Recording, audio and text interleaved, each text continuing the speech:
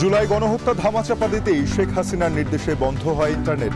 তদন্ত সংস্থার জিজ্ঞাসাবাদে পলকের স্বীকারোক্তি।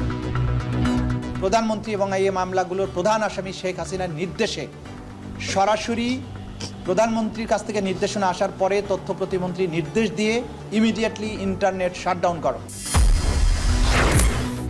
নির্বাচনের সময়সীমা নিয়ে হতাশ বিএনপি। প্রধান উপদেষ্টা ও প্রেস সচিবের বক্তব্য পরস্পর বিরোধী, অভিযোগ মির্জা ফখরুলের।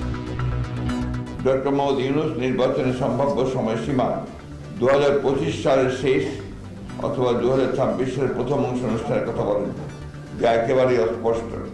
অথচ তার প্রেস সচিব বলেন 2026 সালের জুন মাসের মধ্যে নির্বাচন অনুষ্ঠিত হবে, যা পরস্পর বিরোধী। D8-এর সভাপতির পদ মিশরের কাছে হস্তান্তর করবে বাংলাদেশ।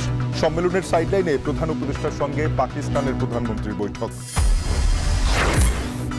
এবং রাজনৈতিক অস্থিরতা দুর্যোগে মূল্যস্ফীতি বেড়ে অর্থনীতির গতি কমেছে বাংলাদেশের। ব্রিফিং IMF, আগামী বছরের শেষে প্রবৃদ্ধির পূর্বাভাস।